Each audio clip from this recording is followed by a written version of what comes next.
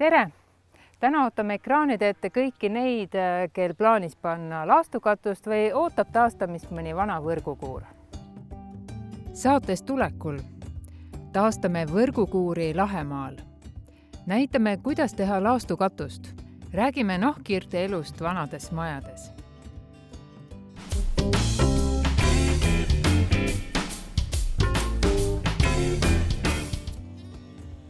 Seekord käime kohal koolitusel Lahemaal, kus meister Joosep Metslangi juhendamisel taastame vana võrgukuuri. Tegemist leidub nii meestele kui naistele. Joosepiga aga vaatame üle mererannas ilmastiku poolt räsitud võrgukuuri seisukorra. Jah, tal on, katus on kogu aeg peal olnud, nii et selles mõttes on kõige suurem mure murtud, et ta on kaetud olnud. Ta on sellise nagu veidigi sellise mäeserva peal, nii et üks suuremaid probleeme on see serv siin, mis kipub maa sisse ära kaduma. Ja põhimõtteliselt siin on alumispalki veel veidikene näha, eks ole, mis on põhimõtteliselt nagu mulla all, sipelgate vahel. Ja siis on teine palk on siin ka põhimõtteliselt külje peal on täitsa nagu ära kadumas. Et need me peame nüüd välja vahetama. Nüüd teisel pool on natuke teistmoodi mure, et ilmselt see suur nagu avar meri ja meretuuled ja vihmad ja kõik see väliskeskkond on siin nagu allpool nagu halba teinud. Põhimõtteliselt katuse räästest tuleme siia allapoole ja siis jõuamegi, et 1, 2, 3 ja veidi ka 4 palki on saanud kannatada. Aga tal on see omapära, et ta on nagu väljas poolt esmajoones kahjustunud ja see sisemine pool on enam-vähem.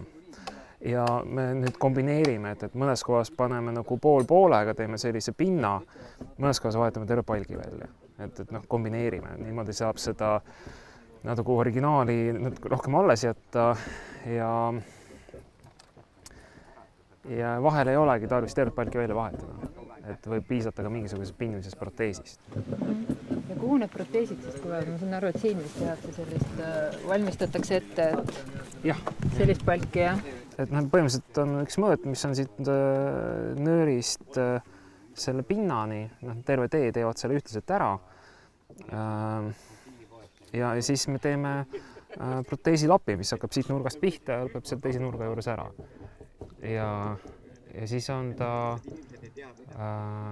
tarvis nagu siia külge fikseerida ja tulemusega on see, et meil on 2 tugevat palgi poolt ja põhimõtteliselt ülejäänud palk pääseb. Väljaspoolt on näha, et on uus, toa poolt vaatad, et on vana. Kuidas see kinnitamine käib siia?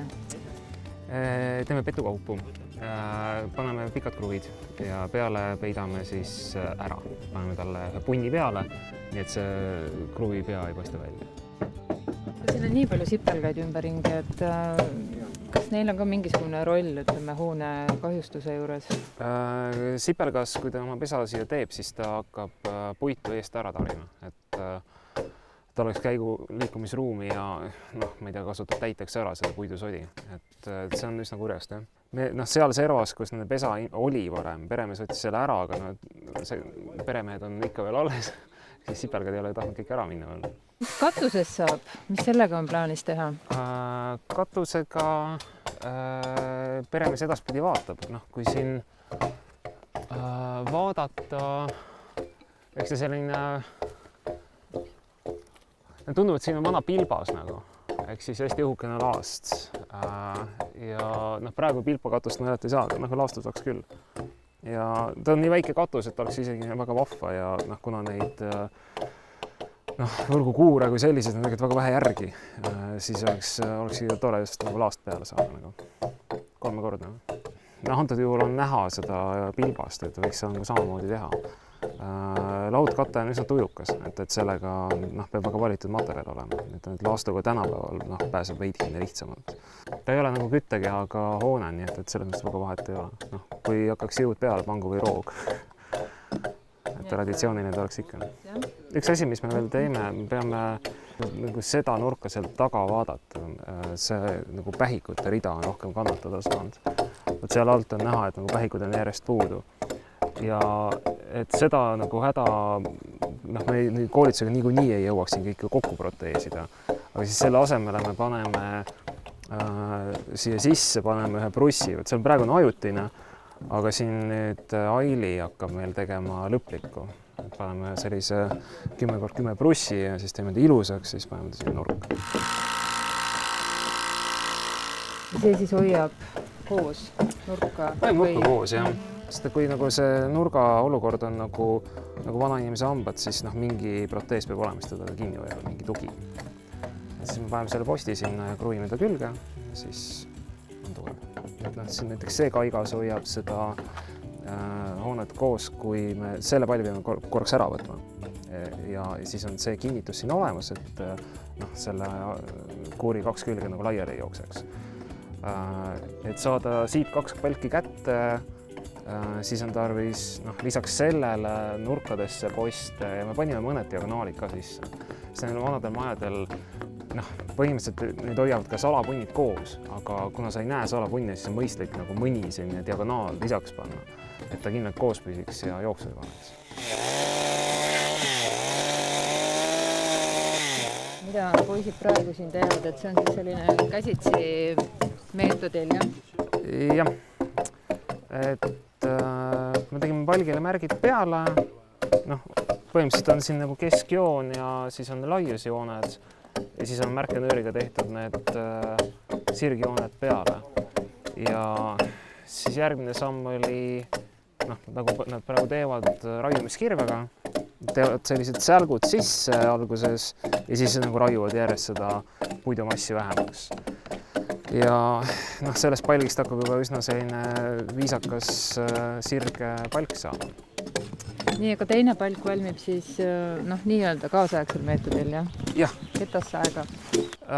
Selle esimese järgud nägite ära, et kettsaega võtsime selle suurem soni maha ja teisena on selline suurem höövel, millega me saame selle siis tasapindada.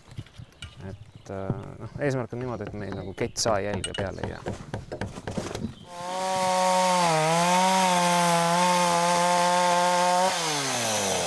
Päris kena tükk.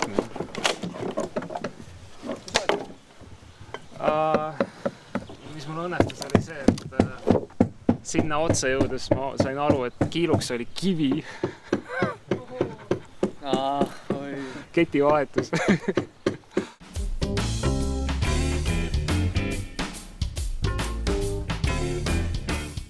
Palamuse kihelkonnakool ehk rahvakeeli Tootsi kool saab õige pea uue kuue. Just selle objekti juures on meil aga hea näidata, kuidas käib laastukatuse panemine. Laastukatus oli veel eelmise Eesti Vabariigi ajal levinuim puitkatuse tüüp Eestis. Kui endal metsa käepärast, oli laastukatust ka lihtne panna. Laastude pikkus, millest katus koosneb, on olnud piirkonniti erinev. Näiteks Kesk-Eestist allapoole on pikkuseks olnud 63 sentimeetrit, Võrumaal koguni 71 sentimeetrit. Kuid mida mere poole, seda lühemaks läheb ka laast. Selle kohta mina olen arvamusel, et see on pigem sellest, et kui pikk või kui suure oksa vahega mets on kusagil piirkonnas või mis oli laastumasina võimalik kepsu pikkus või paljudest asjadest kokku on tegelikult see laastu pikkus välja kujunenud. Palamuse kihelkonnakool saab endale 63 sentimeetri pikkuse männi lülipuidust laastuga katuse. Katusemeister Ain Siska jaoks on see esimene kord, mil tuleb paigaldada katust just männipuidust. See tähendab seda, et lintsaega on ümber olev maltspuu ehk kasvapuu on ära lõigatud ja ongi jäänud lülipuit alles, mis on vaigurikas ja kui männist rääkida, siis võib-olla ka ainukene võimalus nii teha. Sellepärast, et maltspuu ikkagi ta ei kesta seal katuse peal. Mis see õige puuliik oleks siis? Seda ei saa nii öelda, et mis see õige puuliik on. Et pigem on ikkagi niimoodi, et kui keegi tuleb vaidlema, siis igas piirkonnas on vastavalt see, et ikkagi mis seal metsast on võimalik kätte saada. Et see on selline traditsiooni silmas pidades ja tegelikult kui katuse vastupidavust ja sama, kes minul õpetas seda asja, see Jaan, kui ta oli tõesti üle 80 juba vanust, tema nagu oskas võib-olla öelda tõesti seda katuse vastupidavust, et tema nagu luges seda kuuske kõige paremaks, tema on Haanja mees ka, tema ütleb, et kuusk on kõige õigem, nagu me kõik Lõuna-Eestis, siis järgmises on pigem haab ja siis alles männilaast. Aga kui praegu seda laasta, mis mul käes on, et kui on tõesti see maltspuu ära lõigatud, siis ma täitsa usun, et sellel on võrdväärne selle kuuselaastuga. Varieeruvad ka laastu paksused ja kihid. Lõuna-Eesti traditsioon näeb 3-kihilise katuse puhul ette 6 mm paksust laastu. Lääne- ja Põhja-Eestis lähevad laastukihid aga õhemaks ja samas tuleb ette ka rohkem kihte kui 3 või 4. Laastu paksuse kõrval on oluline kriteerium katusematerjali valikul ka laastu toime. Ütleme niimoodi käes olles, et tal oleks seda toimet, oleks piisavalt pikk, et ta oleks murduv ja oleks. Et need, mis ütleme, et mis ma olen näinud, ütleme, et eelmise buumi ajal tehti enam kui 10 aastat tagasi, siis suur osa nendest katustest on läbi tegelikult. Aga just seesama, selle lühikese toimega ja õhukene laast. Kõigepealt on vaja paika saada katuse roovitus. Selleks omakorda on vaja välja mõelda, mitmekihilist katus soovitakse.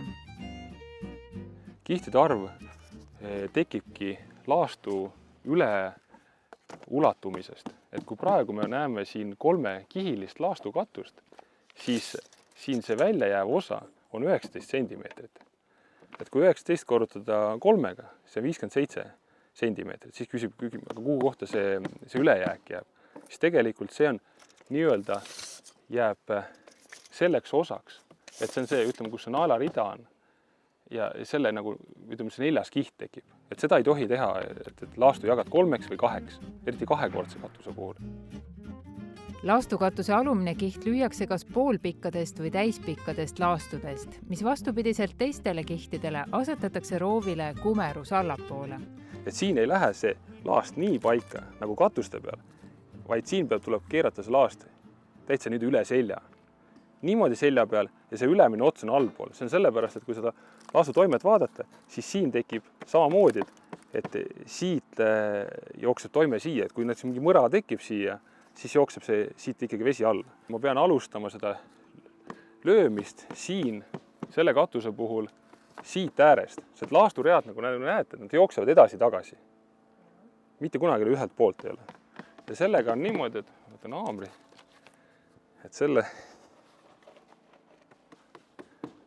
paneb paika. Tegelikult siin võiks ükskõik lühem olla. Et see, ja selle esimeseks märgi nööriks võiks panna isegi laua, kui ei ole see nagu selline igapäevane tegevus. See on sellepärast, et siin on nagu lihtsam, aga ütleme, et meie paneme seda nööri järgi. Nüüd ma valin, mis see sobib. Et nüüd, et mina nende eelneva tööga kokku läheks, et mina pean hoopis selle reaga jooksma siit poolt sinna poole. Et ma murdsin selle ära, vaatasin, et laast on nii, keeran ta üldse üle selja ja panengi ta. Ja selle ääre jätan lahti, et pärast nagu siia alla panna. Et alati oleks parem ikkagi võtta täisreaga ja tulla sealt täitsa nagu otsast siia poole. Mul mõne laastu ära. Niimoodi nad lähevad, need esimesed. See laast võiks ikkagi olla 3-4 sentimeetrit teisele peale. Järgmistel kihtidel lähevad laastud peale juba teistpidi, kumerus ülespoole. Selle juures on oluline jälgida, et laastude süü oleks ühtmoodi allapoole, et vesi vahele ei saaks. Ning kui esimene rida sai löödud täispikkuses laastudest, lõigatakse teise rea laast pooleks, sest muidu läheb katus algusest liiga paksuks. Nüüd me sai esimene rida paika. Nüüd me jõuame nii-öelda selle teise kihini. See nüüd tuleb teiselt poolt, et kogu aeg ongi ühelt poolt teisele poole selle katusega käimine, et selle laastu löömisega siin katuse puhul, et näiteks see oli natukene, siin on märga saanud ja ta on selline isegi pehmem, hea sisse lüüa. Ja see oli ka tegelikult siin selle katuse puhul, et traditsioonilised meetodid paigaldada ja muinsuskaitse oli kohe, et võiks leotada, nii nagu siin piirkonnas vanasti oli tehtud. Aga seal leostamise kohta on niimoodi, et see laast peaks ikkagi kuiv olema. Just kevad on kõige hullem kui kevadel, ütleme, et aprillis, kus on puud lehes veel ei ole, õhuniiskus on madal, võttagi seesama laast, mis on löödud, sellega minna katust tegema siis see on kindel, et see katus läheb lõhki. Nüüd tuleb see põhirida. Et kus ongi, et see teine rida läks ka täpselt toime järgi. Siin on täpselt sama, et jätab, et kui siia pärast alla peab panema, siis selle ääre peab lahti jätma. Paneme selle kinni. Siis selle laastu võtame eest. Sa paned ta siis nagu niimoodi, et see alumine kiht jääb selle uue laastu keskele kuidagi või see ütleme, seda võib ka vaadata ikkagi jah, et selles mõttes, et ta oleks, ütleme, et see sama, et seda ma ei ütle, et ta peab olema keskel aga see on pigem see tunnetamise koht, et siin on terava nurgaga, et ütleme teise rea peal jookseb võib laast paremini, et võtan selle paki siia poole ära. Et pigem on selline nagu ühtlane käekiri või pigem midagi sellist, et jälle üks puu tuleb, et see järkamine on ka puu puhul oluline, et pigem olgu jah, et see esimene rida siin viisakas, võimalikult korrektne ja peale katmine ka, et esimese puhul on ka see puidu märgumine siit otsast ikkagi on päris suur, et siin võib isegi võib-olla natukene rohkem peale katta ka võib-olla kui selle ülejäänud ridadega, et siit järjest läheb nüüd, et see nöör oleks nüüd isegi allpool on natukene. Selle rea ma panen nüüd siit alt panen kinni, et see rida oleks nagu tugev, aga muidu me paneme, järgmised read lähevad siit kinni. Et alati peab ikkagi nael saama ikkagi roovi pihta, mitte jääma kuhugile kihtide vahele lihtsalt. Ja teine oluline on see, et need laastu otsad ikkagi küüniks siia roovi peale oleks hea. Et ikkagi sellest läbi mitme kihi oleks see nael kinnitatud. Et ei jääks kuhugile vahele, eriti see on kahekordse katuse puhul selline oluline, et see ei jääks kuhugile sinna õhku. Nüüd on ka selgelt näha, kuidas moodustuvad kihid katusele. Meil on vaja seda esimest kihti kolmekihiliseks saada siia, aga see, mis nüüd tuleb, see on juba, selle paneme nüüd siit ülevalt kinni, siit ta läheb kinni ja me lähme järjest nende ridadega, siit lähme ja niimoodi moodustubki see, et eriti siit kõrvalt on vaadata, et 1, 2, 3, et see laastnet küünib siiani, see on see keskmine koht selle laastul ja see on ütleme, et selle ülemise laastu see osa ja siia jääb see 4. kiht selle naela ülekatte mõttes jääks. Et tegelikult seal nende vanade katuste puhul see pealmine kiht, see nagu päike teeb oma töö, et ta pudeneb ära. Et kui katust vaadata nagu seal vastas on üks vana hoone, et sul kaovadki katuseread ära, et ta on selline, et siis hakkab nagu ütleme, et hakkab tööle see alumine kiht ja sealt edasi läheb ja lõpuks siia sellele kihile jõuab. Et tegelikult peaks selline rahulik nii-öelda puidu lagunemine selline pudeneb alla. Aga kui see, et kui katus on seal, olen näinud kahjuks 5-6 aasta vanune ja sealt lihtsalt murduvad laastud ära, siis see ongi see, et see laast on selline murdu, pehme, habras ja ta lihtsalt ongi, et kui päike natukene teeb oma tööd, ta lihtsalt kukub sealt ära ja ongi see, et 7-8 aastat ja roov paistab ja inimesel meel kurb. Et siin on palju asju, materjali valik, töö korralik ja siis on lootus, mis lootus, siis on kindlustunne, et see asi peab, see lihtne asi peab.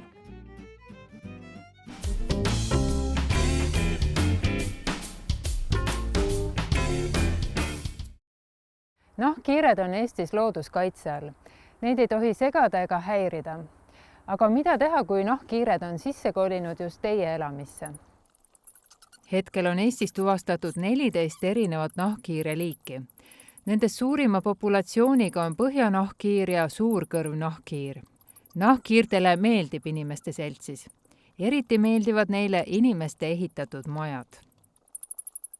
Majadele endile nahkhiired probleemiks ei ole. Ilmselt on nad probleemiks maja omanikele.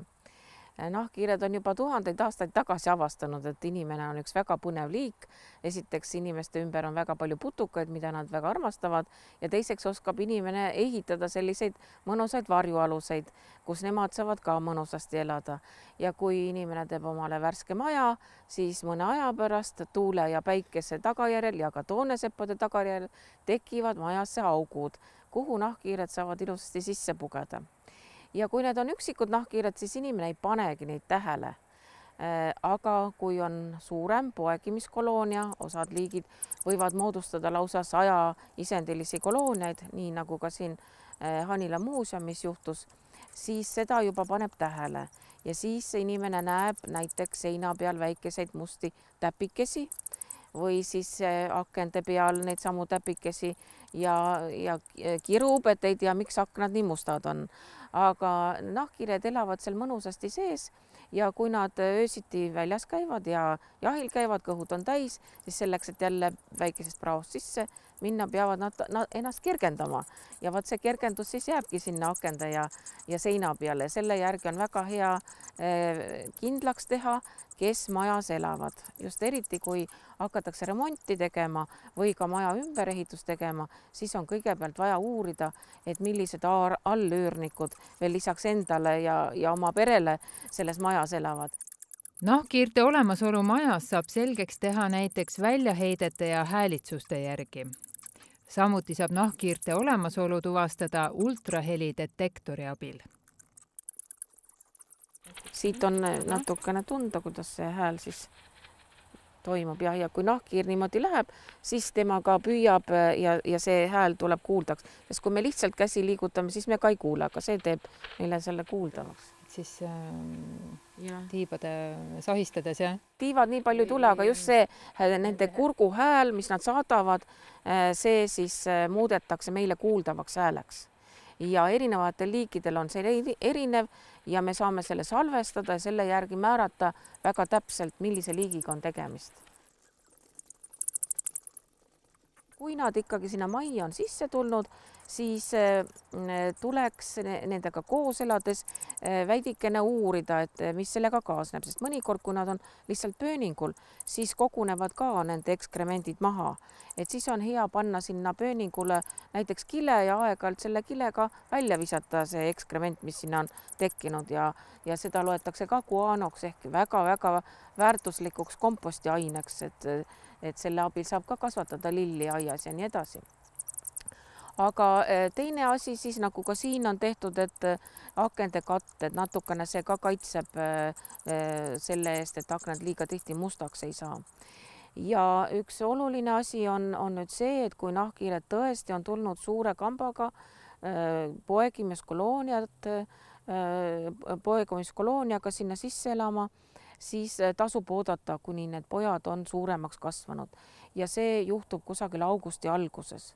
Siis on kohe näha, kui kogu koloonia välja läheb, enamasti kui koloonia on sees, siis ikka kostab ka mingid kiginad, sest muidu kui nahkhiired jahti peavad, siis seda inimesed ei kuule, sest nad peavad jahti ultraheli abil.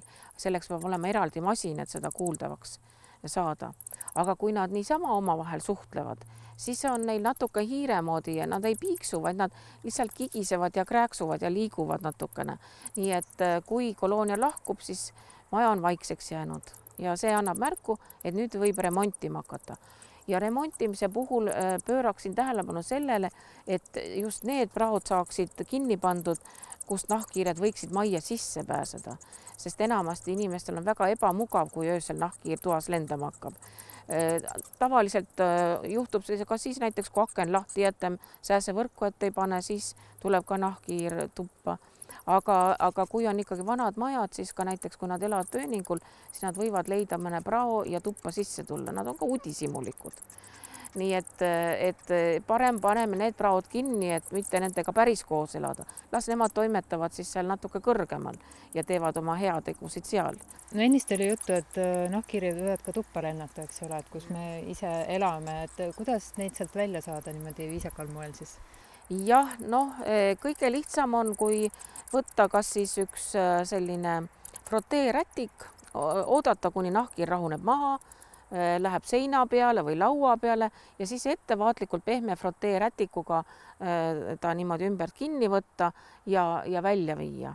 et kui väljas on just väga-väga kuum palav päev, siis ei maksa teda otse päikese kätte panna, vaid kuhugi varjulisse kohta või kuuri ja panna kuhugi natukene kõrgemale, sest tihtipeale on meie sõbrad kassid, kellele ka väga meeldib taga ajada, jahti pidada ja kui see nahkhiir on just natukene uimane sellest, et ta on võõras kohas olnud, siis ta ei suuda kohe ära lennata ja kass võib ta kätte saada, et sellele natuke tähelepanu osutada. Kui nüüd rätikut ei ole, on mingi karp, siis võib panna karbi ettevaatlikult peale, väikse papitükiga alla, nii umbes nagu me herilasi või ebameeldivaid sutsajaid toast välja viime, nii samuti ka nahkhiirega, aga tuleb arvestada, et ta on imetaja, ta on loom, karvane, armas, et ei tohi pigistada liiga palju, sest ta saab haiget ja siis ta kriuksub. Aga jah, niimoodi ettevaatlikult saab ta siis kuskile varjulisse kohta, kus ta juba vaikselt ise läheb ja leiab oma selle koha, kus tal hea on.